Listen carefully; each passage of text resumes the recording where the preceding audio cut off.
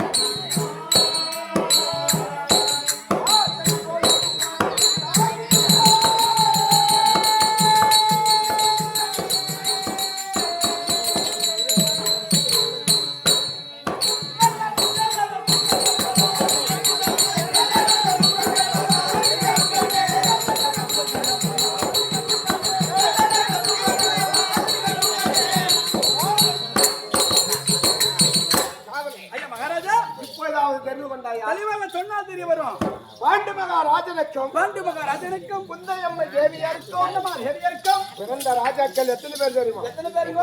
5 ராஜாக்கள். 5 ராஜாக்கள். தருமன், பீமன், அர்ஜுனன், நகுல, சகாதேவன். இந்த 5 ராஜாக்களில் ஆமாங்க தர்மபுத்திர மகாராஜன் என்று என்னுடைய தெளிவாக தெரிந்து கொண்டேன் ஐயா. அப்படி இருந்தாலும் என்னுடைய தாயாதியாக இருக்கக்கூடிய துரியோதனன் என்னென்ன சூழ்நிலை செய்தான் தெரியுமா? என்னென்ன செய்தானோ? எங்களுடைய தந்தையோ ஜானகத்திற்கு வனவேட்டையாடுவதற்காக சென்றிருந்தார். அந்த நேரத்தில் அந்தவருடைய துணைவியாரும் இருவரும் மான் உருவம் எடுத்து புரட்சியில் ஈடுபட்டார்கள். அப்பொழுது என்னுடைய சிறிய அன்னையாக விளங்கக்கூடிய மாத்ரா தேவியானவர் அந்த மானை பிடித்து தாருங்கள் என்று என்னுடைய தந்தையிடத்திலே கைகளை நீட்டி காண்பித்தார். உடனே அந்த நேரத்திலே என்னுடைய தந்தை பாண்டு மகாராஜன் வந்திருக்கக்கூடிய முனிவர் தான் என்று தெரியாமல் தன்னுடைய கரத்திலே இருக்கக்கூடிய வில்லிலே நாணி ஏற்றி அம்பை பூட்டி விடுத்தாரே, அந்த பெண்மானானது இறந்து விட்டது. அங்கேயே மறைந்து விட்டது. ஆமா, இதை பார்த்தார் ஆண்மொழி. ஆனாக உருவம் கொண்ட மான் பார்த்தார். தெரிவித்தார் தெரியுமா? என்னவென்று தெரியும்? உன்னுடைய மனைவியின் சொல் பிரகாரம் என்னுடைய மனைவியை கொண்டு விட்டாய் அல்லவா? ஆமாங்க. ஆகையால் நீயும் உன்னுடைய மனைவியும் சேரும் தருவாயிலே உன்னுடைய சிரமும் உன்னுடைய வயிறும் 16,000 சுக்கரங்களை வெடிக்க சாபம் கொடுத்தார். இதை அறிந்தார். சில நாட்களாக என்னுடைய தாயும் என்னுடைய தந்தையும் இடம் சேராமல் இருந்தார்கள். ஒரு நாள் நதிக்கரையிலே மாத்ரா தேவி குளித்து விட்டு வரும்பொழுது நம்ம காசு கத்துறாங்க, ஓசு கத்துறாங்க, விட்டுவாங்க.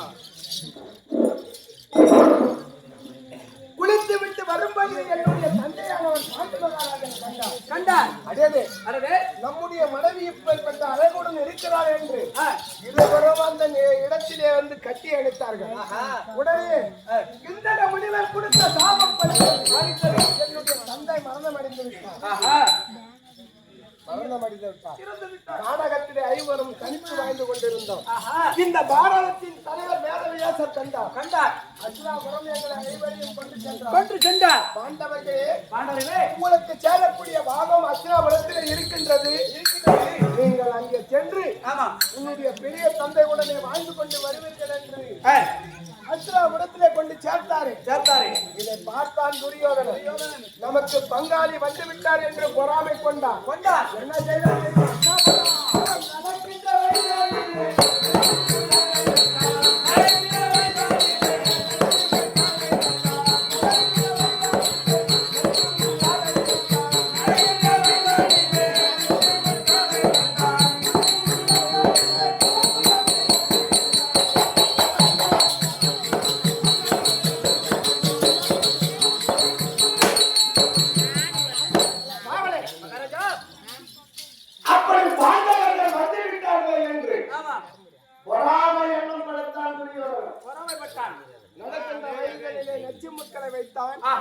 சென்ற குளத்திலே ஊர்வசி நாட்டினார். நாங்கள் உண்ணக்கூடிய உணவிலே விஷத்தை கலந்து கொடுத்தார். இத்தனை கொடுமையில இருந்தும் எங்களை காக்கக்கூடிய கடவுளாக விளங்கக்கூடிய கண்ணனர்களால் அப்படி இருக்கும் நேரத்திலே இந்த அஸ்திராபுரத்திலே திருநாட்டின மன்னர் தலைவராகவும் துணை தலைவராக என்னுடைய தந்தை பாண்டு மகாராஜன் வாழ்ந்து கொண்டிருந்தார். அப்படி வாழ்ந்து கொண்டு இருக்க நேரத்திலே இளவரசர் பட்டம் இந்த அஸ்திராபுரத்திற்கு இத்தனை நாட்களாக இல்லாமல் இருந்தது அல்லவா? இதற்காக இளவரச பட்டம் யாருக்கு தர வேண்டும் என்று குரு பெரியவர்கள் ஆலோசித்தார்கள். ஈஸ்வர் தெரிவித்தார்.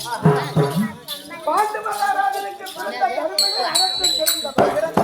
அவனுக்கே இந்த இளவரச பட்டத்தை அளிக்க வேண்டும் என்று தெரிவித்தார். அளிக்க தகுதியானவர் அவர் மட்டுமே. போய்து வென்றால் இளவரச பட்டத்தை கேட்பார் பட்ட கேட்ட புரியவன் என்ன செய்தார்? அதிகால நேரத்திலே உன்னுடைய தந்தை என்னுடைய கனவிலே வந்து நான் காரணத்திலே படித்துவிட்டு என்னுடைய பிள்ளையிடத்திலே அவர்கள் காசியிலே சென்று வேதங்களை கண்டு எனக்குண்டான நியம சடங்குகளை செய்தால் நான் சொர்க்கம் சேர்வேன் என்று கனவிலே தெரிவித்தார் என்று உரைத்தார் என்று சூழ்நிலை உடனே இளவரசர் பட்டத்தை சுமந்து 6 பேருமாக காசி யாத்திரை சென்று வரக்கூடிய வழியிலே வாரணா வனத்திலே என்ன செய்யலாம் தெரியுமா?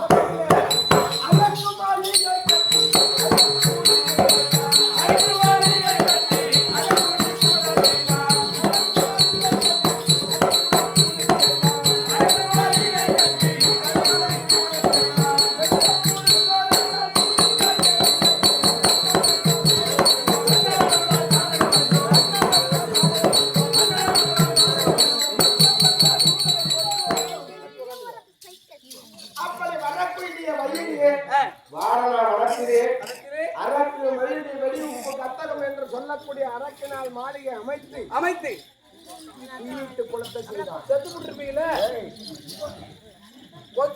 அந்த அரக்கு மாளிகை உள்ளே செல்வதற்கு முன்பதாக என்னுடைய சிறிய தந்தை விதிராயவரை சந்தித்தோம். அவர் இதற்கிலே ஒரு வாக்கியத்தை உரைத்தார். என்னவென்று என்ன தெரியுமா? ஒரு காடானது தீப்பற்றி எரியும். அந்த காட்டிலே இருக்கக்கூடிய அந்த காட்டிலே இருக்கக்கூடிய சிறிய ஜீவன் மட்டும் உயிர் பயக்கும். எதுவும் தெரியும். எந்த விலங்கு என்று கேட்டார். இரு பட்டு புள்ளி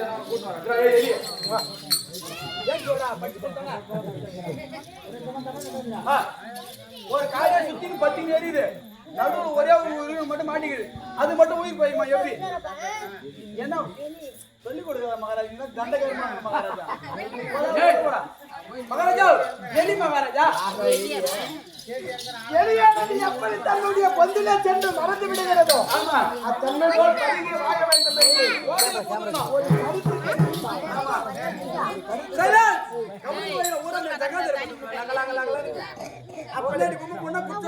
அப்படி கருத்து தெரிவித்தாரு.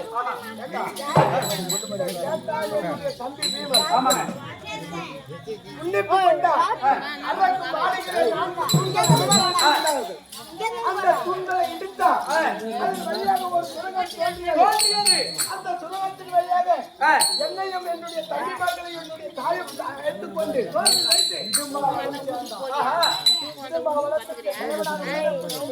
கொன்றார்.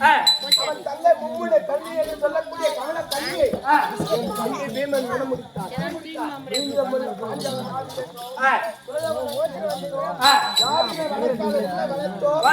பாஞ்சாலை திருமணம் செய்தோம். மீண்டும் எங்களுக்கு உண்டான பாகத்தை கேட்டோம். கொடுத்திருப்பாரு. துரியோதனன் கொடுத்தான். என்னவென்று மாயனத்தை ஈச்சங்காட்டை பாகமாக கொடுத்தான். காட்டை வைத்தோம். பட்டினம் ஆக்கினோம். தேச பட்டினமாக்கி அழகான இந்திர பிரசத்தம் வாழ்ந்து வருகிறோம். அப்படி இருந்தாலும் நேற்றைய தினத்திலே நாரத மகாமுனிவர் இடத்திலே நாடி வந்தார். என்னவென்று நாரத மகாமுனிவர் வந்து என்ன வைத்தார்? தர்மபூமா ஐயா நாரதரே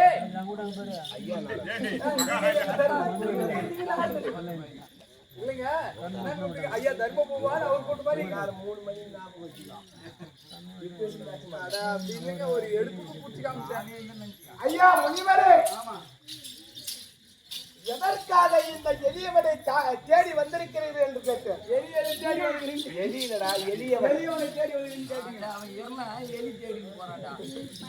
நான் பார்க்கல ஐயா. அப்பா, எதுவுமே பேச முடியாத நிலைமையில நானும் எதுவும் பேசல, அவனும் பேசல.